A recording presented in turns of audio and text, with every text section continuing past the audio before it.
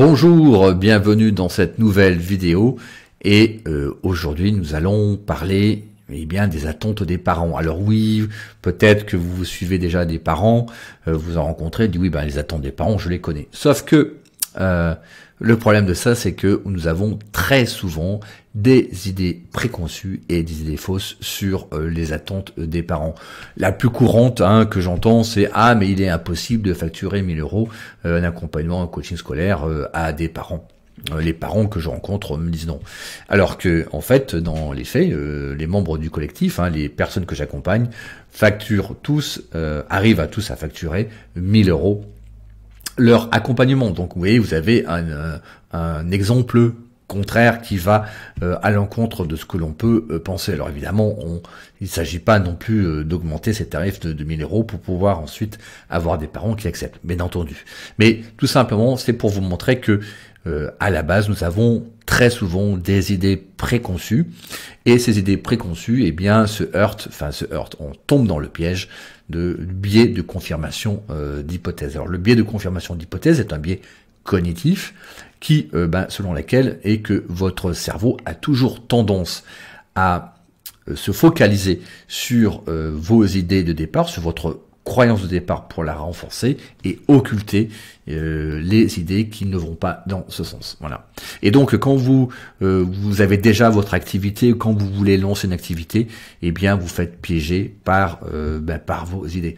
D'où la nécessité, évidemment, par moment de se remettre en cause et de voir des opinions un petit peu différentes pour pouvoir remettre vos idées, pour avoir une vision plus juste de la réalité autre que ces certitudes.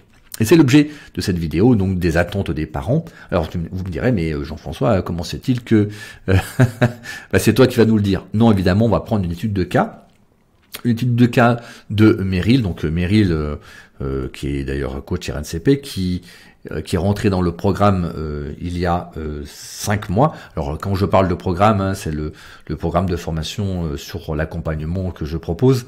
Donc je ferme la parenthèse. Donc Meryl a rencontré depuis, elle est très douée, a rencontré pas mal de parents en accompagnement, évidemment des enfants, et aussi Meryl fait pas mal de conférences qui l'amènent aussi à rencontrer pas mal de parents qui sont sincèrement inquiets. Alors évidemment, le témoignage de Meryl, c'est son expérience. Son expérience n'étant pas la vérité, bien entendu, mais elle a le mérite de vous donner des informations de quelqu'un qui pratique beaucoup, qui voit beaucoup de parents et qui peuvent vous donner des informations relativement utiles. Avant de passer donc justement à cette étude de cas sur Meryl, vous avez en description, je mettrai le lien en description, vous pouvez suivre la formation gratuite d'1 heure sur comment développer votre activité et réaliser une transformation du jeune ou réaliser un changement chez le jeune, même si vous n'avez que peu ou pas d'expérience. Alors vous allez me dire, mais comment c'est-il que on peut développer son activité et faire un changement chez le jeune si on n'a pas ou peu d'expérience? La réponse est dans la formation gratuite, donc je vous invite à la regarder. Le lien est en description. Voilà, je n'en dis pas plus, je vous laisse regarder l'étude de cas, l'interview que j'ai faite avec Meryl. Allez, c'est parti. Bonjour Meryl. Bonjour Jean-François. Alors, aujourd'hui, tu vas nous parler des besoins des parents, des attentes des parents. Tu es rentré dans le programme il y a quelque temps, il y a 5 mois, je crois, c'est ça, à peu près, je crois. Et puis, tu as accompagné d'aller très vite, d'accompagner des jeunes, tu as fait des conférences auprès des parents. D'ailleurs, je fais une petite annonce, donc tu vas faire une conférence prochainement. Où ça, c'est au Salon du bien-être, c'est ça? Salon du bien-être à la Teste sur le bassin d'Arcachon. Sur le bassin d'Arcachon. Et ça sera pour te voir, pour nos auditeurs qui voudraient voir ta conférence. C'est le 25 février à 17h. À 17h. Altera. Voilà. Voilà, d'accord. Et donc là, tu en as 2 prochainement. Donc là, tu en as fait avant. Là, tu en as 2 qui t'attendent. Franchement, je pourrais limite passer ma vie à faire ta conférence, quoi. tu vois. Parce que, Mais j'espère bien. non, non, mais c'est vrai, hein, c'est tellement agréable de, voilà, de parler de quelque chose dans lequel tu crois et où tu sais que c'est utile. Et donc là, maintenant, tu as une expérience assez conséquente et tu as rencontré quand même pas mal de parents. Et bah, selon toi, quelles est les attentes que tu peux voir chez les parents? Les attentes, ils arrivent souvent en urgence, démunis et inquiets, sous pression par Mhm, rapport à leur enfant, pression par rapport à leurs résultats scolaires, par rapport à leur comportement. À leurs attentes, c'est de sortir, je dirais, leur enfant de ce qui pour eux est une impasse, en fait. mhm. D'accord. Et est-ce qu'ils ont une réponse? Parce que beaucoup de parents se tournent souvent sur le soutien scolaire, parce que finalement, le coaching scolaire, c'est pas forcément très connu, voire même peut-être même un terme péjoratif. Le soutien scolaire, oui, c'est des choses qu'ils ont essayé, mais qui ne fonctionnent pas. Après, moi, c'est des enfants qui ont des suivis psychologiques, qui ont des AVS à l'école. Donc, Mhm. voilà, le soutien scolaire n'a pas fonctionné. Mhm. D'accord. Et comment ils... d'accord, donc c'est des parents qui viennent te voir où leur première démarche a été de faire du soutien scolaire pour leur enfant. Et puis à un moment, ils se sont aperçus que ça fonctionne pas si bien que ça. Et donc ensuite, ils s'adressent à toi. C'est ça, hein? Soutien scolaire, orthophoniste, Ouais. voilà. Oui, ouais, ouais, ouais. Parce que tu accompagnes aussi des jeunes, justement, très souvent, ils sont comment dirais-je, en grande difficulté, on peut dire, Oui. scolaire, hein. Ça va de la fugue. Non, c'est ça, tu as vu qui ont fugué, non? Oui, c'est oui, des enfants qui ont également des difficultés au niveau de leur comportement. Ça, Hmm, oui. hmm. Et donc, justement, qu'est-ce qu'ils attendent du coaching scolaire, justement, les parents?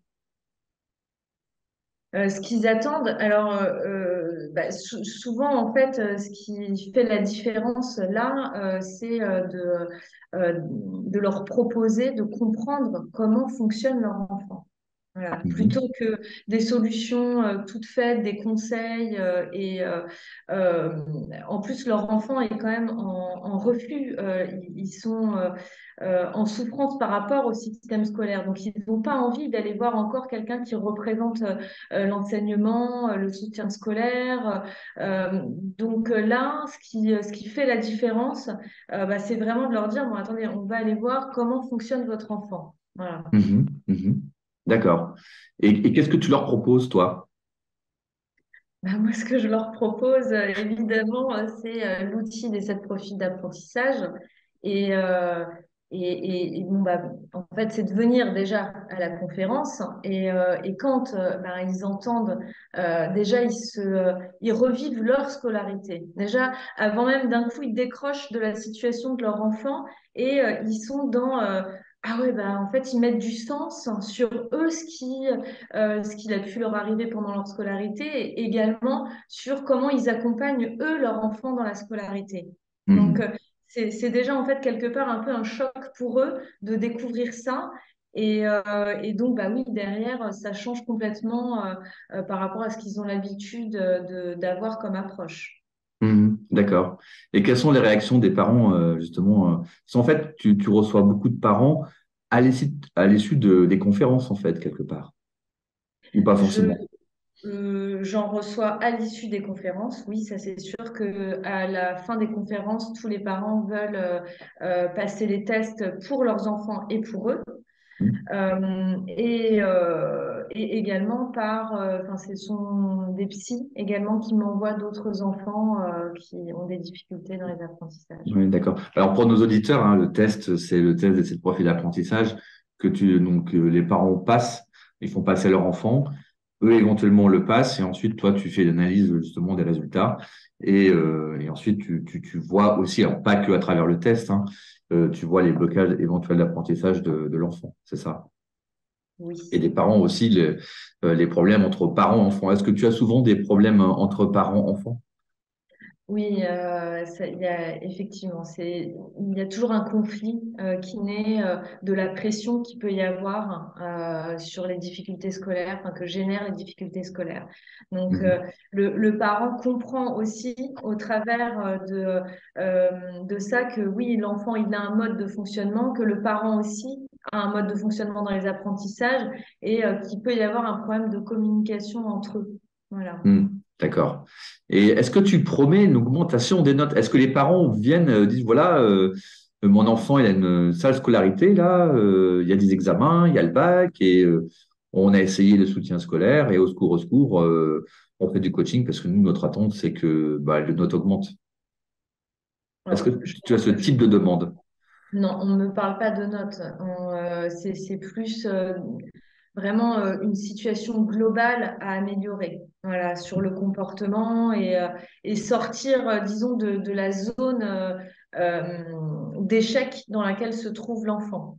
Mais il y a pas, il me fixe pas un objectif en me disant il faut qu'il ait telle moyenne. J'ai eu des enfants qui avaient 13 de moyenne qui venaient, mais je peux en avoir aussi qui peuvent être en grande difficulté. Donc non, j'ai jamais eu de parents avec des attentes d'une moyenne, mais évidemment euh, leur attente, c'est que leurs enfants puissent ne pas avoir une orientation forcée ou des procédures disciplinaires ou les sortir de l'étiquetage qu'ils peuvent avoir avec une AVS, etc.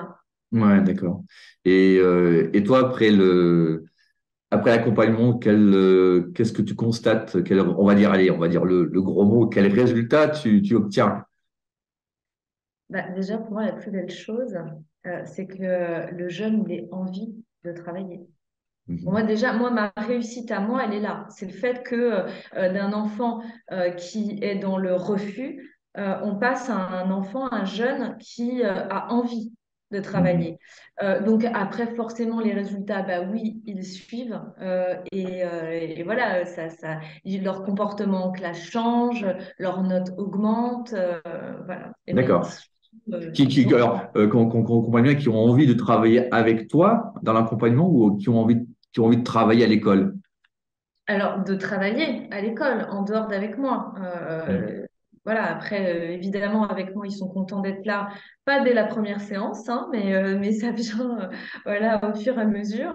Et après, oui, évidemment, qu'ils retrouvent l'envie de travailler en dehors, qu'ils aient envie de faire leurs devoirs, de réussir leur scolarité et qu'ils se la réapproprient quelque part. Mhm. D'accord.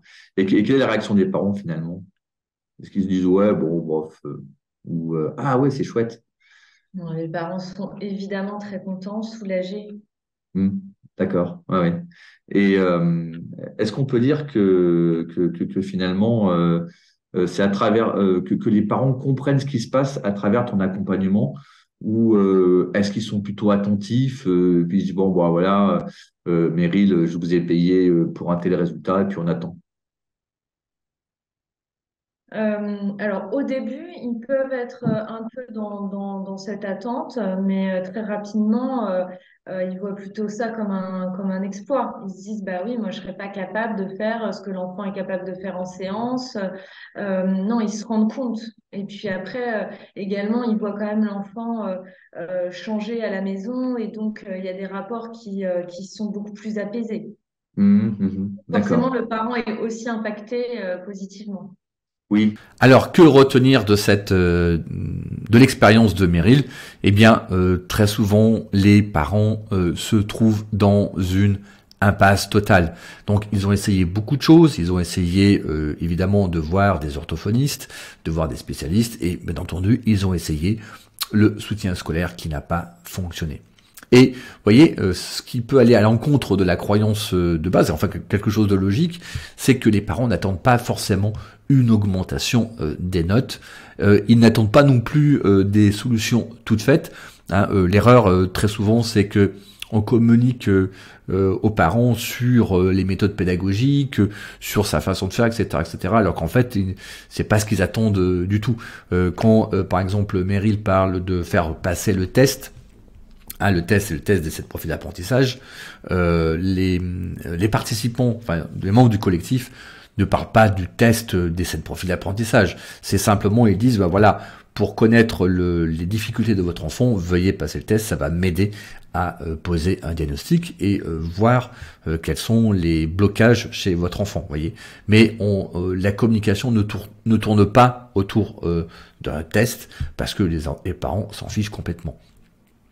Et souvent, l'attente des parents se fait au niveau du comportement, comme par exemple la motivation à travailler ou la mise au travail. Ensuite, vous avez évidemment le test des 7 profils d'apprentissage. Donc, je vais en dire un peu plus. Très simplement, c'est que ce test, donc issu du livre des 7 profils d'apprentissage dont je suis l'auteur, ce test tout simplement permet de voir comment fonctionne l'enfant. Alors évidemment, ça sort des résultats. Comment dirais-je, vous avez le diagnostic, enfin un commentaire, vous avez un commentaire à l'issue du test, mais évidemment vous ne pouvez pas tout voir, donc effectivement ça nécessite pour les parents une analyse tout simplement, pour aller un petit peu plus loin. Le test donne toujours une tendance, ne donne jamais la vérité, hein, c'est pour laisser, parce que déjà le test est un test, donc il a une marge d'erreur, certes faible, mais il y a quand même une marge d'erreur. Et ensuite, c'est pour aussi laisser les parents et l'enfant à son esprit critique.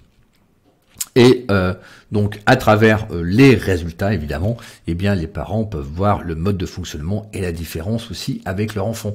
Donc, très souvent, comme Meryl l'a indiqué, eh bien, l'enfant passe le test. Donc, on envoie ensuite le coach, on va dire, voit les résultats et propose une analyse. Et évidemment, ce qui permet aussi les parents qui ont passé le test aussi, eh bien, de voir la différence de fonctionnement avec leur enfant.